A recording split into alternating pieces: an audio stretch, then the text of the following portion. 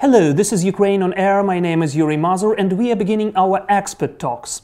The first guest today, and whom I will introduce you, is the director at New Geopolitics Research Network. His name is Mykhailo Samus. Mykhailo, I'm happy to welcome you here. Hello. So, Mykhailo, as far as I understand, recently, I would say even yesterday, there were back-to-back several summits held in Brussels and other cities, right? So, but still, the most important one is the extraordinary NATO summit in Brussels. How would you estimate the declaration which we heard after that? Can we refer the NATO as a dead alliance, a kind of League of Nations reincarnation? What would you say?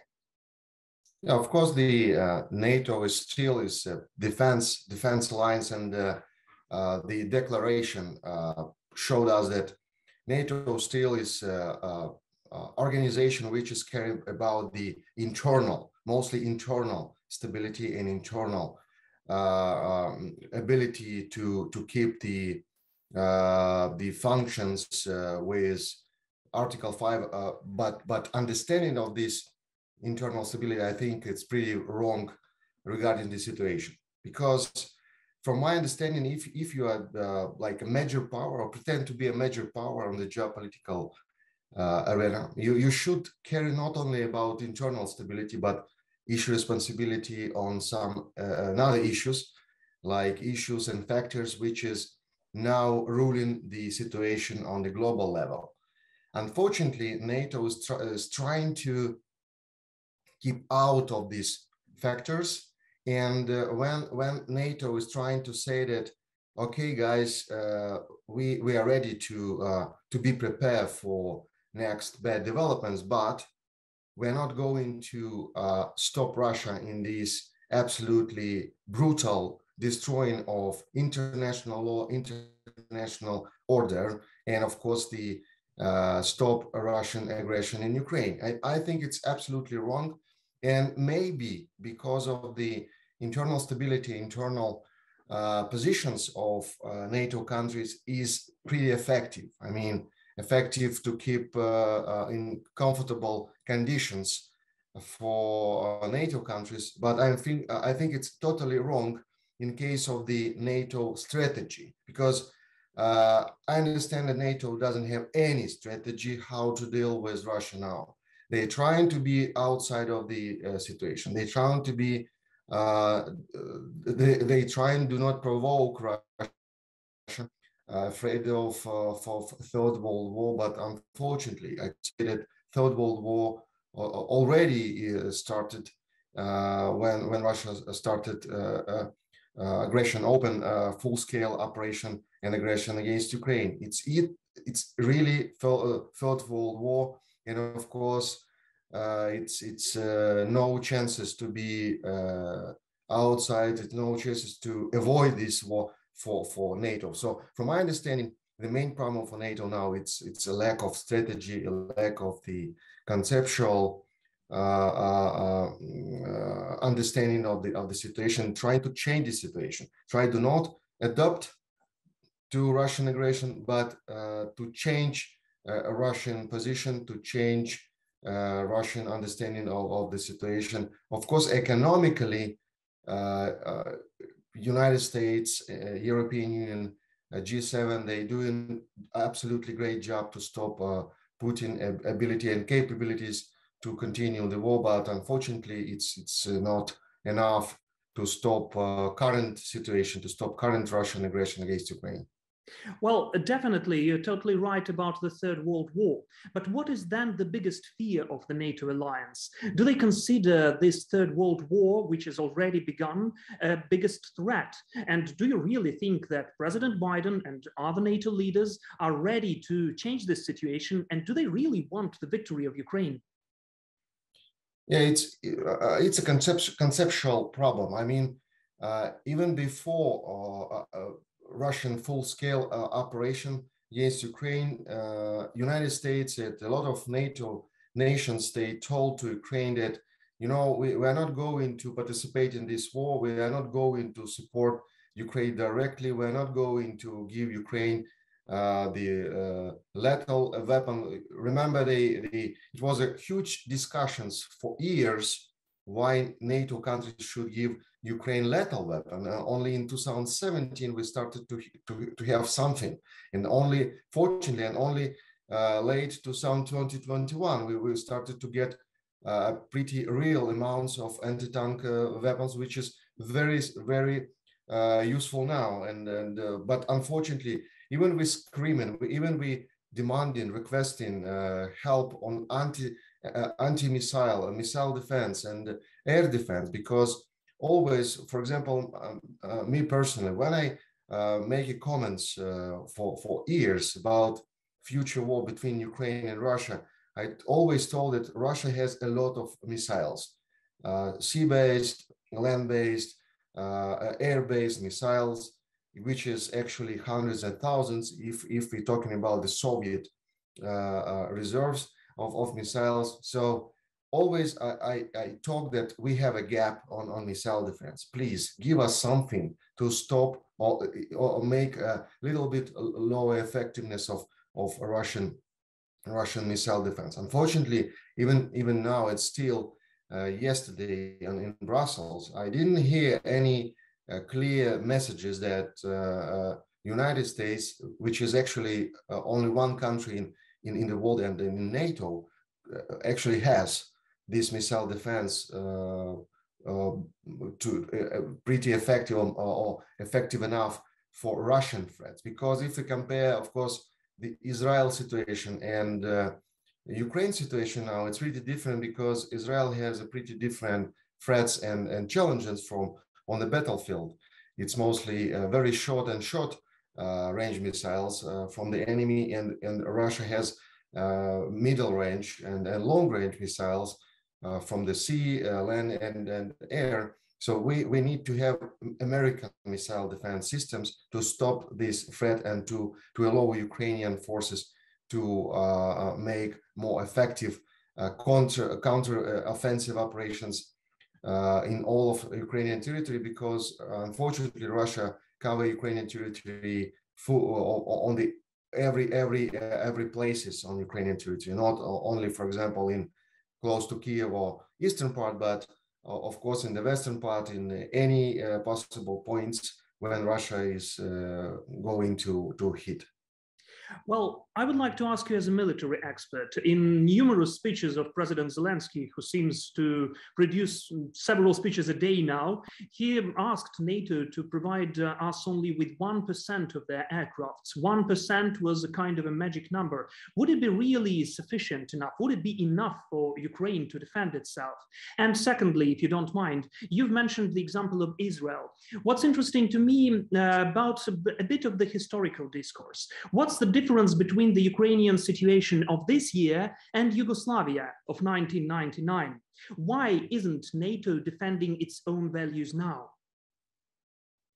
Yeah, talking about the 1%, of course, it's a magic number. I mean, I think that President Zelensky just showed that it's a very small number compared to what now has, and we don't ask actually a lot compared to what NATO has on the national armed forces. But the truth is that Ukraine needs not so many missiles, not so many missiles defense system, not so many tanks, because Ukraine has something in Ukrainian armed forces yet, but we need, because we need a victory in this war, not only defend our country, but victory, because it looks like for Putin, it's no successful exit from this adventure, and it's no successful decision and solution for this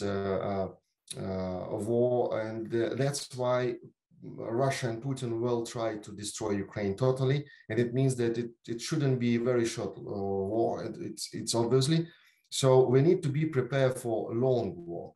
It means that we need to have as many tanks as possible, as many aircraft as possible, as many missiles, missile defense system, air defense system as possible. I'm not talking about rifles and other stuff for every soldiers. helmets and armor. But what President Zelensky meant that we need your help. We need your help as much as possible, not just several hundreds of anti-tank missiles, but all of possible stuff, because Ukrainian armed forces should be ready for half of a year or maybe more of a very strong war with a very strong enemy. Russia is the biggest country in the world. Russia has maybe the most aggressive armed forces in the world. Even it's equipped with mostly Soviet equipment and weapon, but nevertheless, it's very dangerous. They still could destroy our cities. They still could kill our civilians, and we need to protect our cities, civilians, and our country. That the main message from Ukraine to our allies.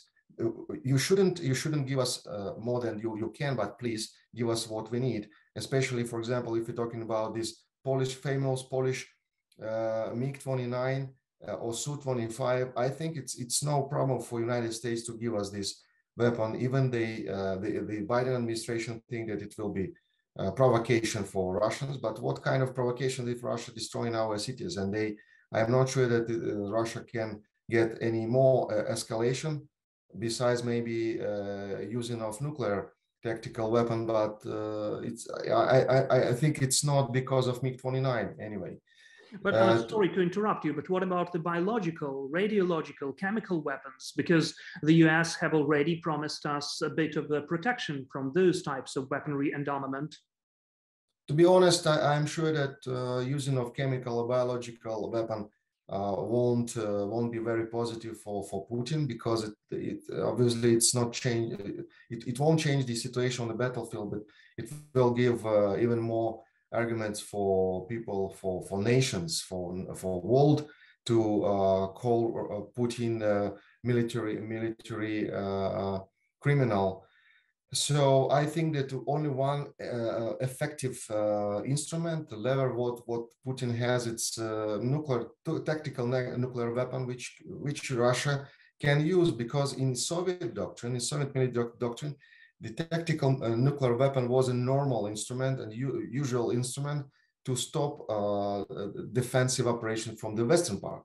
So when Russians Soviets had exercises like West 1977 or West Zapad 1984, they usually stop the defensive Western operation by using tactical nuclear weapon. And after this, they forecasted that Western countries will say, okay, we understood that you are crazy, stop, and let's make some negotiations. So I think that Russia definitely drawing and analyzing these scenarios.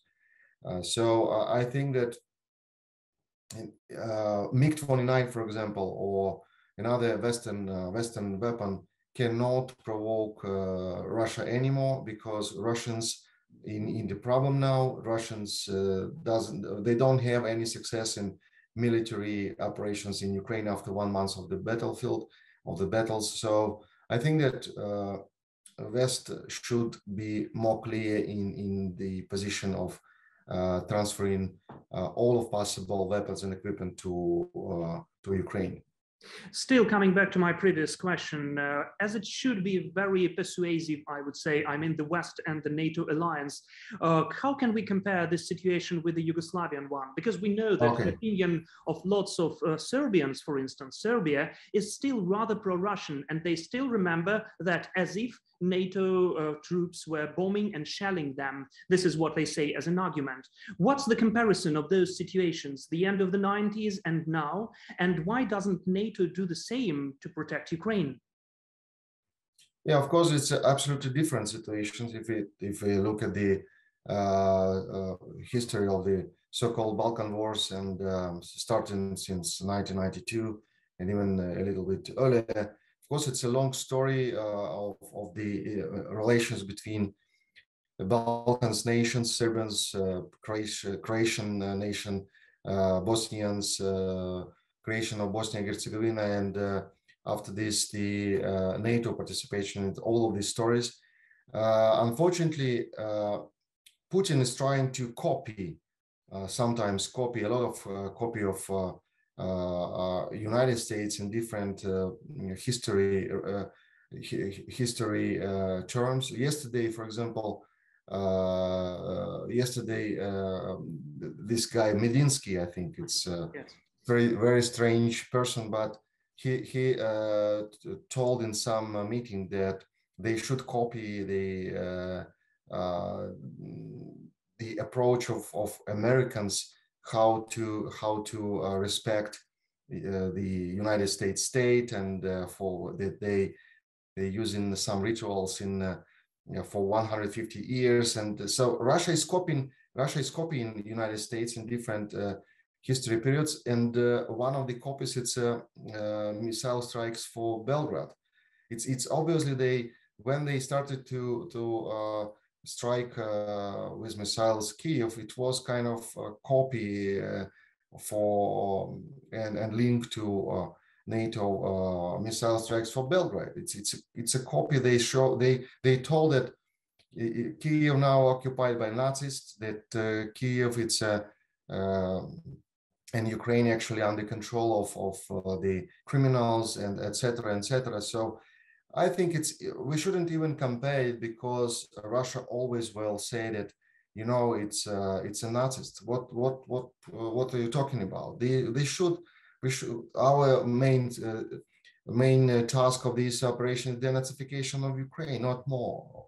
Demilitarization of these criminals, Nazist criminals. So when we're talking about the Balkans, and when we're talking about the current situation, of course, it's absolutely different. And what is interesting, that Russia still is trying to provoke the conflict on the Balkans, even now, in trying to use any possibility to use the pro-Russian forces in Bosnia and Herzegovina, in Serbia, try to organize new conflicts between different nations, different ethnical groups.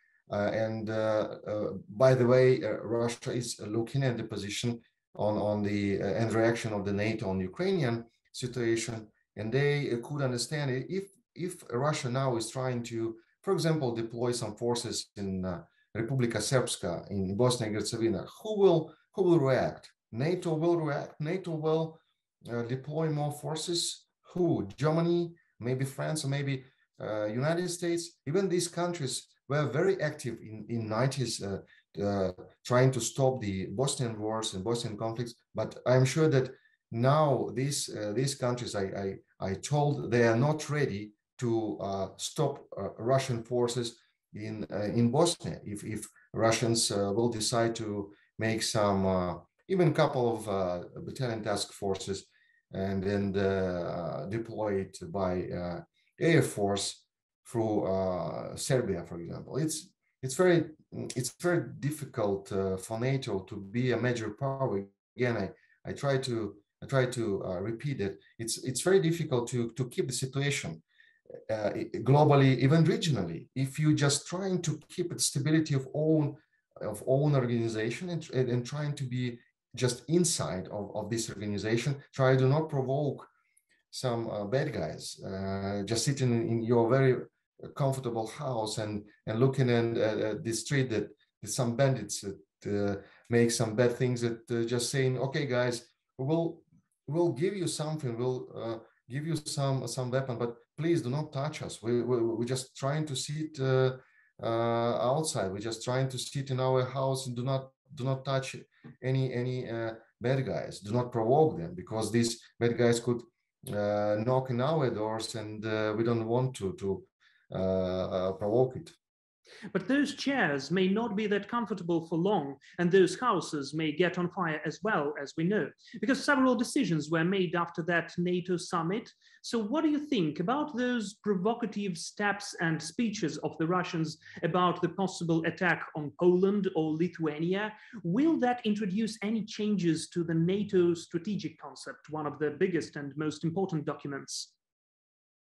I think that you're absolutely right, and I read in the morning some Russian medias, and especially Telegram channels, which is making leaks from the Kremlin, atmosphere, and they perceived yesterday the NATO summit like a absolutely total success and victory of Russia. They perceive it, and they estimated like that NATO officially told that they won't fight for Ukraine, and this is a successful story for Russia. So Russia is absolutely clear could continue this operation and this war against Ukraine and Russia, and NATO won't join to Ukraine. One of the Telegram channel wrote that it's obviously means that Ukraine now is in the gray zone. It's out of the interest of the NATO, and Russia is absolutely clear. So yesterday NATO say to Russia that okay, please help yourself and go ahead in Ukraine.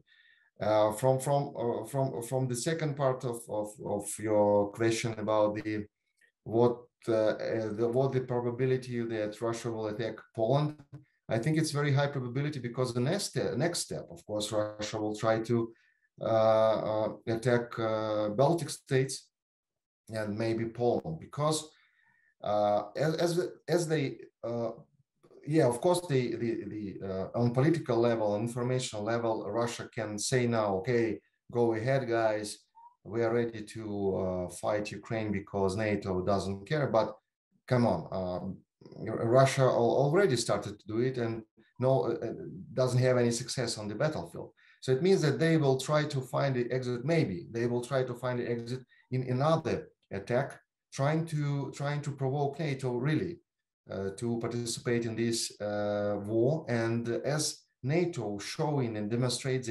the no ability to participate in this war, maybe Russia will try to divide NATO, try to destroy the internal stability, and try to really ask NATO to sign something new, for example, a new line of interests before the year 1997 or something like this.